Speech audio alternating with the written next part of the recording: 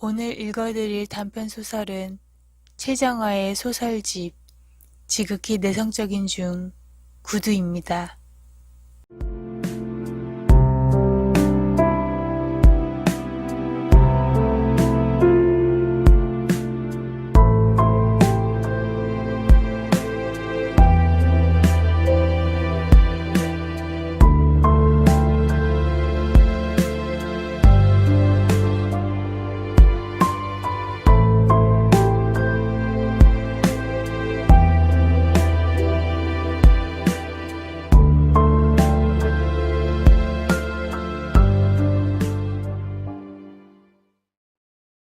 소설이 좋아졌다.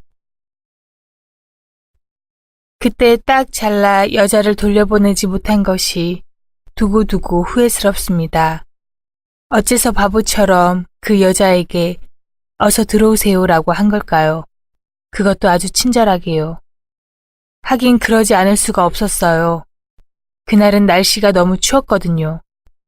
사흘 동안 폭설이 내렸고 그러고도 날이 풀리지 않아 쌓인 눈이 거리에 꽁꽁 얼어붙어 도시 전체가 온통 얼음산이었습니다. 여자의 양 볼과 코끝, 귓바퀴가 새빨갛게 얼어 있었습니다. 그걸 보면 누구라도 여자를 그냥 되돌려 보낼 수 없었을 거예요. 실은 미리 도착했는데 시간을 맞추느라고 이 근처를 1시간이나 배회했지 뭐예요. 여자는 어딘가 저를 원망하는 듯한 눈빛으로 그러나 입가에는 미소를 지으며 구두를 벗었어요. 오래되어 모서리가 다 달아빠진 검정색 가죽 구두였어요. 뒤축에 굽이 다 닳아서 현관 바닥에 타일과 부딪히며 울리는 짜랑짜랑한 마찰음이 귀에 거슬렸어요. 저도 모르게 인상을 찌푸렸고 여자가 그걸 봤어요.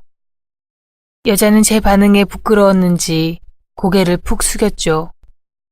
그러나 몇 초 지나지 않아 당당히 고개를 들고 집 안으로 들어왔습니다.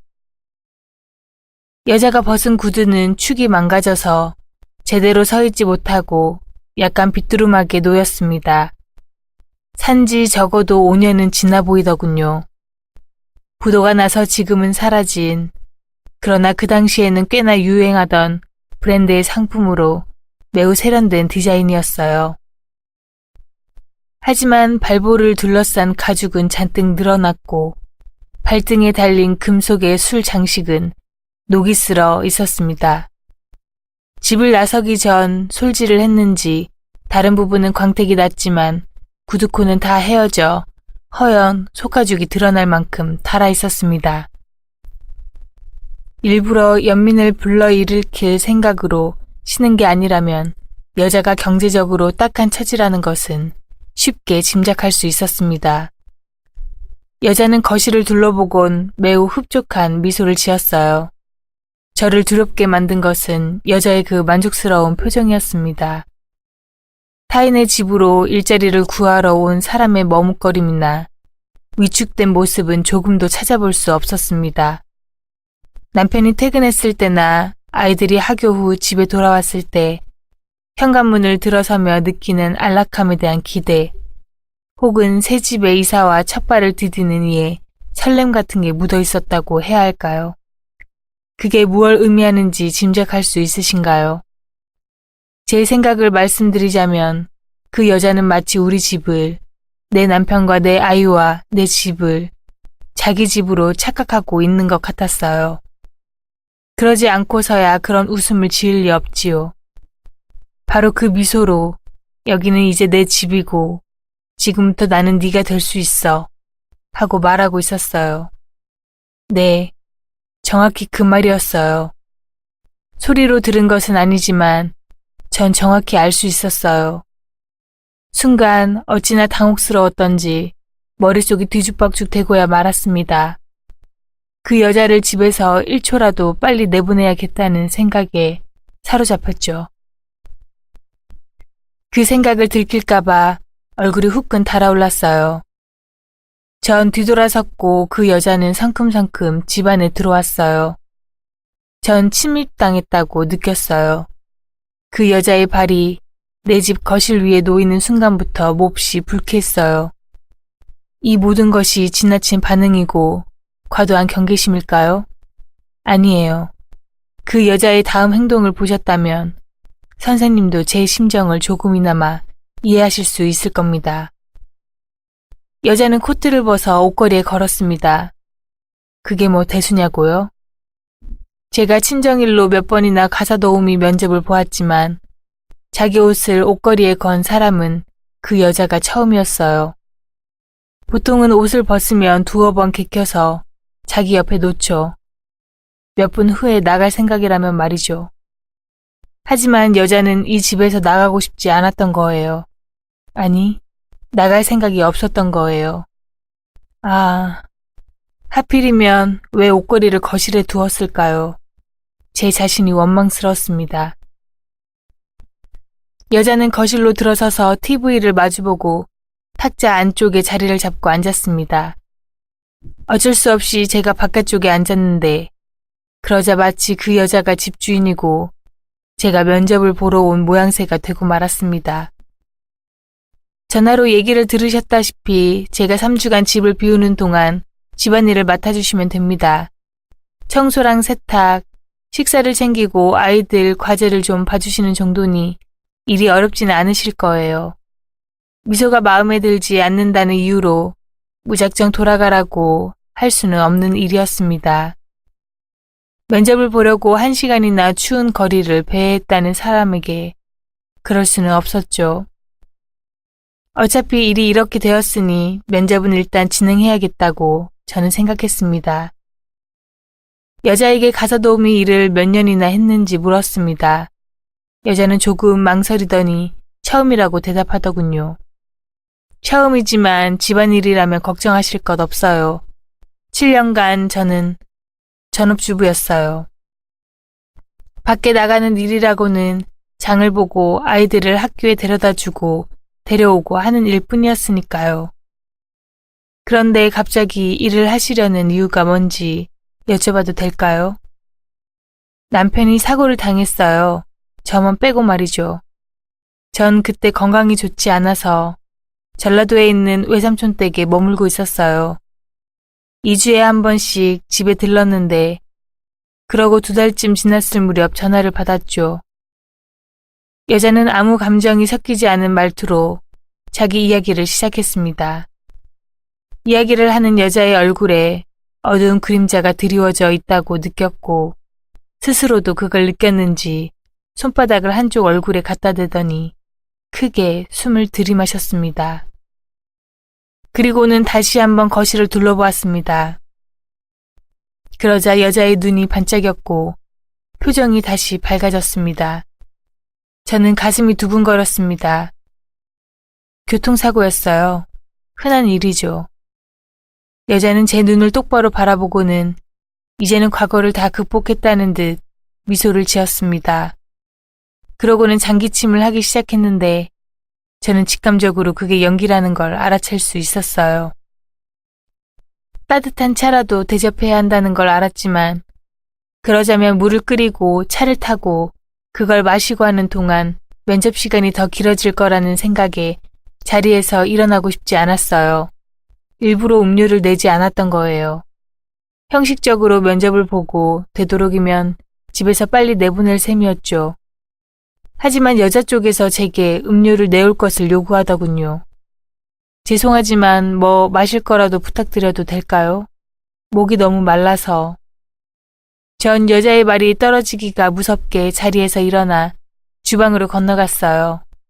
주전자에 물을 받아서 가스레인지에 올려놓고 불을 켰어요. 거실에서 여자의 목소리가 흘러나왔습니다. 막내에게 이름과 나이를 묻고 있었어요. 물론 아이는 순순히 답했고요. 보지는 못했지만 분명 막내의 볼을 쓰다듬거나 자기 무릎 위에 앉혀놓았을 거예요. 그 생각을 하니 안절부절 못하겠더군요. 물이 다 끓기를 기다릴 수가 없었어요. 그래서 전 결국 생수에 매실액을 타서 거실로 내갔지요. 그 추운 겨울 날씨에 찬물을 대접한 겁니다.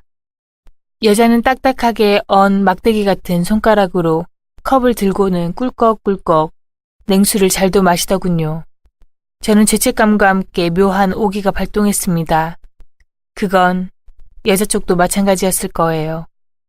그때 초인종이 울리는 바람에 여자의 사정 이야기를 더 듣지는 못했습니다. 교통사고로 남편이 다쳐서 생활 전선에 뛰어들지 않을 수 없었다는 것인지, 그게 아니면 완전히 혼자 남게 되었다는 것인지는 알 수 없었어요. 사실 시간이 허락했다고 해도 거기까지 캐묻는 것이 너무 잔인하다고 느껴지기도 했고요. 남편은 그날따라 일찍 퇴근했습니다. 늘 저녁을 먹고 오는데 그날은 현관에 들어서자마자 저녁을 찾았어요. 좋은 핑곗거리가 생겼다고 생각했죠. 식구들만의 저녁 시간이 시작되었으니 여자는 이제 돌아가야 할 이유가 생긴 거잖아요. 그러나 그런 제 계획은 남편의 한마디에 물거품이 되고 말았습니다. 식사 안 하셨으면 같이 하시도록 하지 그래. 남편에게는 몸에 밴 친절 같은 게 있었어요. 제가 처음 남편을 좋아한 이유도 그 때문이었죠. 이 사람은 어떤 생각의 결과, 목적이나 의도로 친절한 행동을 하는 사람이 아니었어요. 습관적이라는 말이 맞겠네요. 처음으로 남편의 그런 성격이 불합리하다고 느껴졌습니다.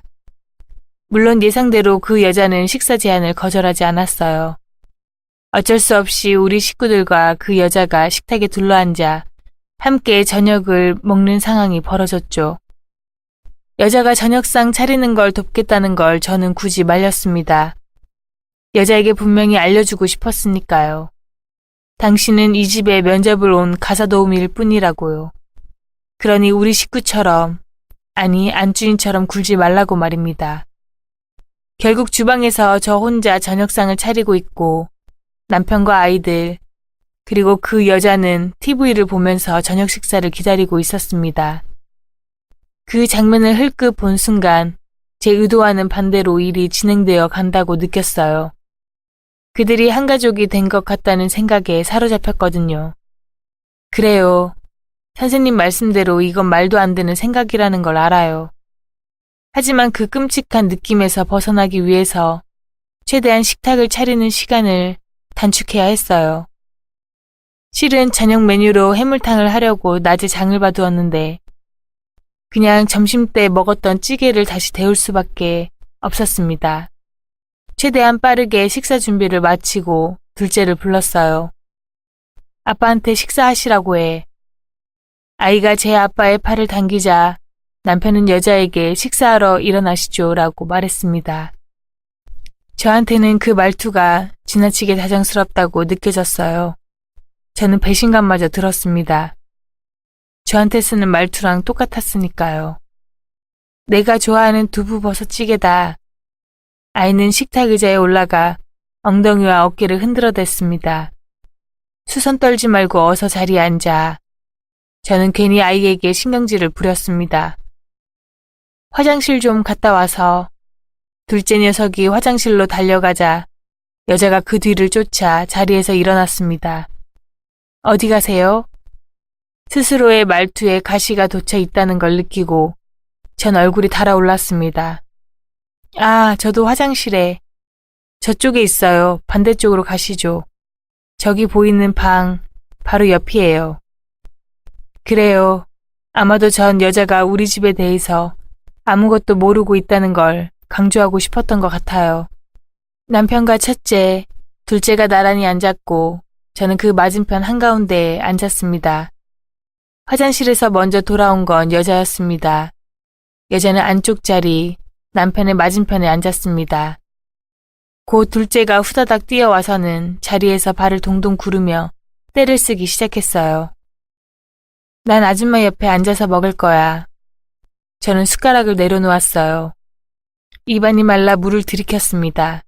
남편은 제 속도 모르고 허허 웃고 있고만 있었지요.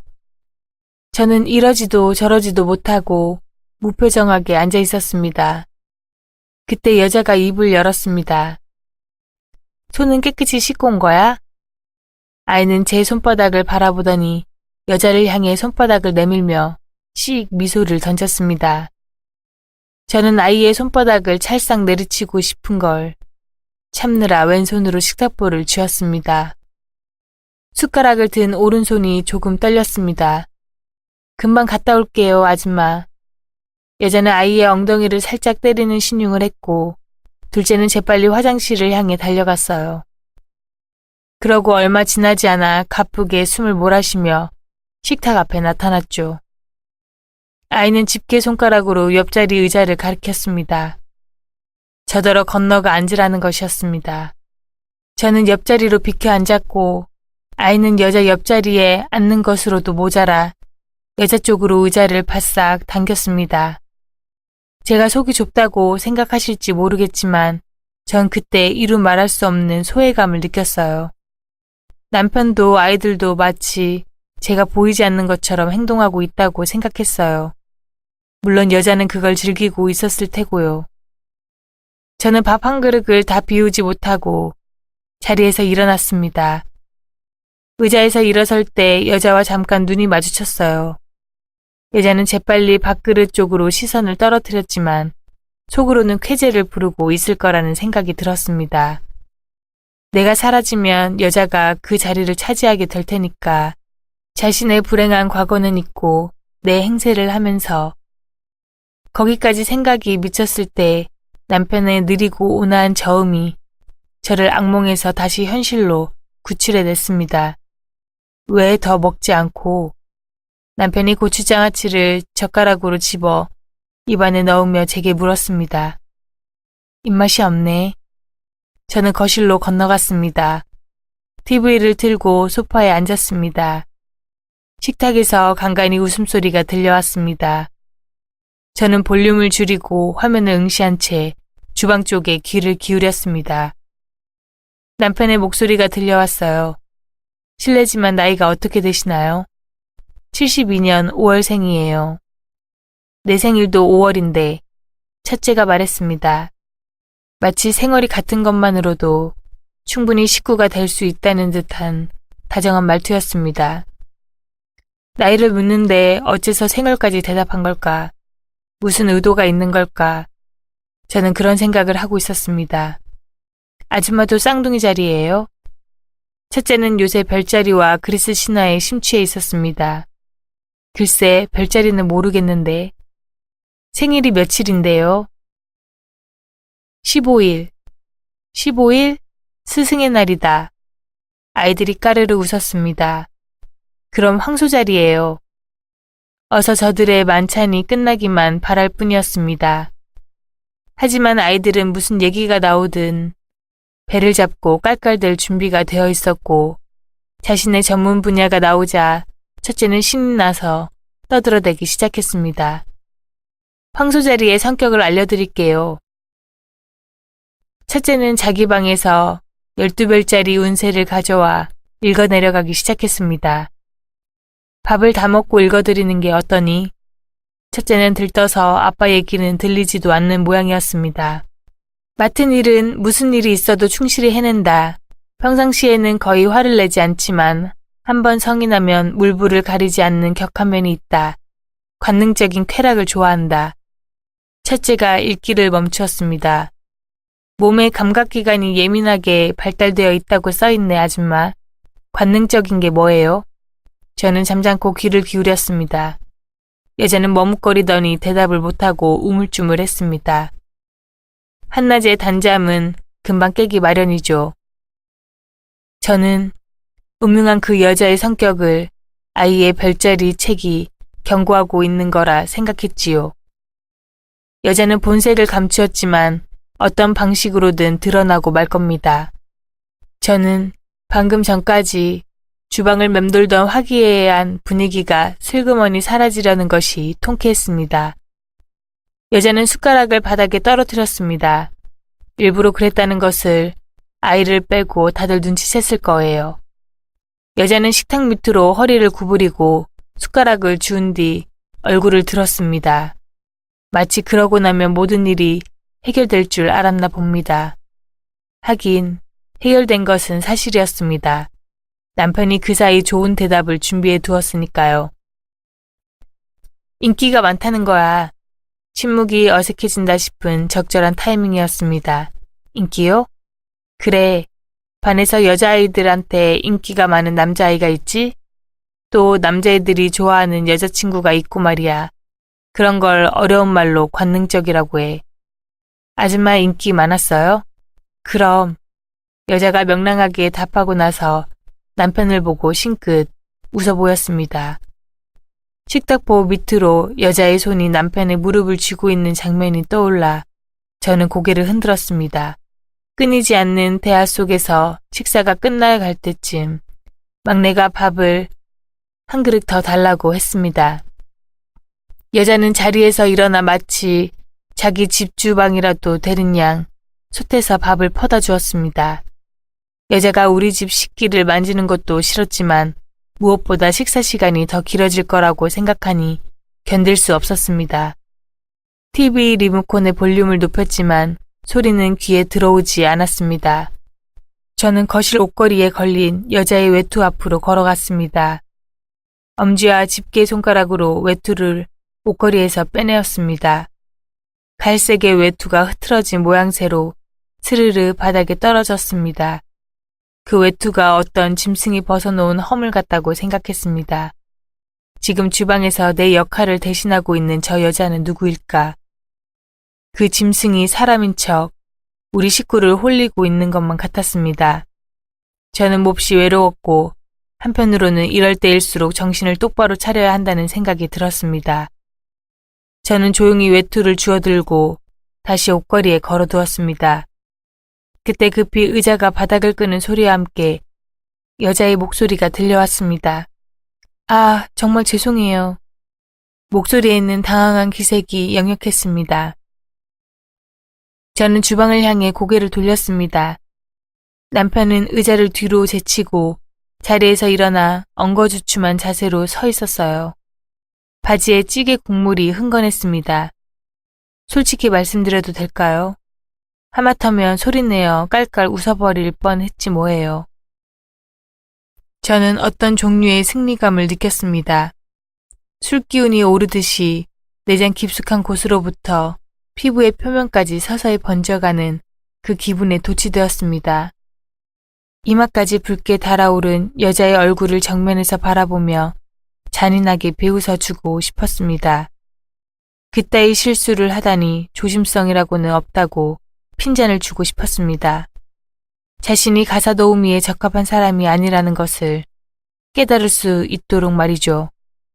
저는 웃음이 터져 나오려는 것을 참으려고 입술을 깨물어야 했습니다.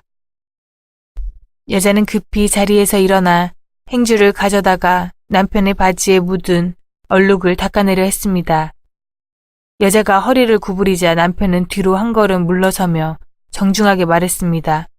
괜찮습니다. 옷을 갈아입는 편이 나을 것 같네요.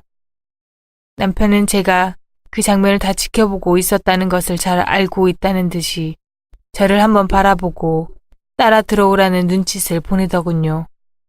저는 남편 뒤를 따라 안방으로 들어갔습니다. 남편은 여자의 실수에 대해 조금도 힐난하는 기색이 없이 차분하게 행동했습니다. 저는 그런 남편의 침착한 태도에 긴장이 풀렸고 좀 전까지 사로잡혔던 혼란 속에서 조금쯤 벗어날 수 있었습니다. 사정이 아주 딱하게 되었더라고. 저는 옷장에서 새 면바지를 꺼내 남편에게 건네주고 얼룩이 묻은 양복 바지를 받아들었습니다. 가족들이 사고를 당해서 완전히 혼자가 됐대. 남편은 아무런 표정의 변화가 없었습니다. 남편과 아이들을 한꺼번에 잃었다는 거야.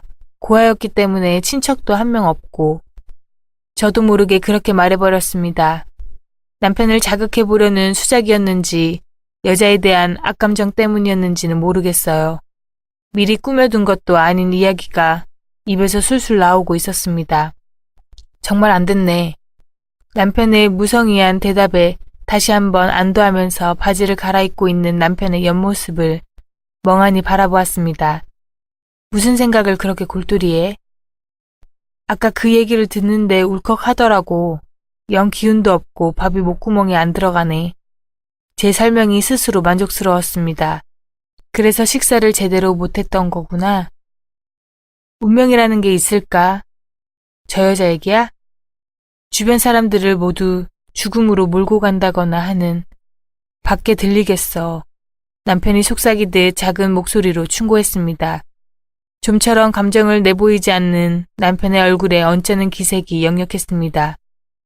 남편은 비합리적인 생각을 싫어했으니까요.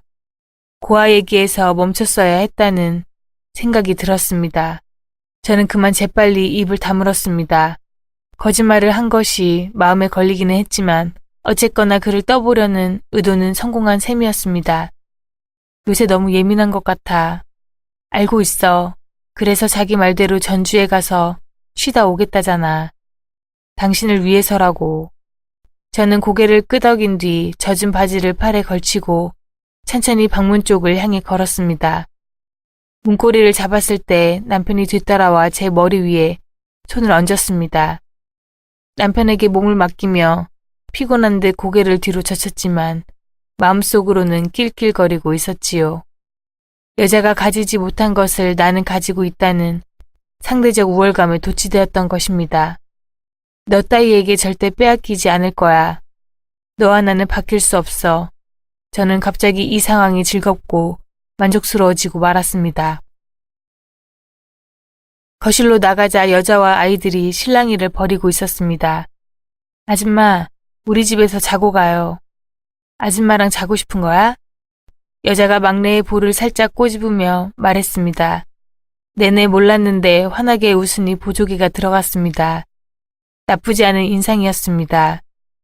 누구에게 해를 끼치거나 할 사람으로 보이지는 않았습니다. 좀 전에 실수에 당황한 얼굴이 아직까지 상기되어 있더군요. 저는 여자가 안쓰럽게 느껴졌고 조금 전까지 나를 사로잡았던 감정에 대한 죄책감을 느꼈습니다. 손님방이 있어요. 거기서 자고 가요. 좀처럼 뭔가를 요구하거나 졸라대는 일이 없는 첫째 녀석의 조금은 무뚝뚝한 목소리였습니다. 아줌마는 아줌마 집에서 자야지. 여자는 허리를 숙여 아이들과 눈높이를 맞췄습니다. 그리고 한 명씩 머리를 쓰다듬었습니다. 저는 흐뭇한 미소를 지으며 그 모습을 바라보았어요. 우리 애들은 낯가림이 없고 정이 많아서 잠깐 만난 사람들도 꽤나 따르죠. 무엇보다 구김살 없이 자라준 이 아이들이 사랑스러웠고 모처럼 식탁 앞에서 아이들에 둘러싸여 행복을 느꼈을 여자에게도 좋은 일이었겠다 싶었습니다. 여자의 미소는 내 일상의 행복을 증명해 주었던 것뿐인데 괜히 마음을 졸인 내가 속이 좁았다고 느꼈습니다. 여자는 아이들의 어깨 위에 손을 얹은 채 제게 고개를 끄덕여 인사했습니다. 꼭 연락 주세요. 네, 결정되는 대로 전화드리겠습니다. 복도까지 배웅할 생각이었으나 여자는 굳이 나올 것 없다며 저를 들여보냈습니다. 배웅은 아이들에게 맡기고 저는 식탁을 치우러 주방으로 갔습니다. 무언가 큰 행사를 치르고 난 기분이 들어 개수대 턱에 양손을 올려놓고 한숨을 내쉬었습니다. 얼른 주방을 정리하고 오늘은 일찍 잠자리에 들 생각이었죠.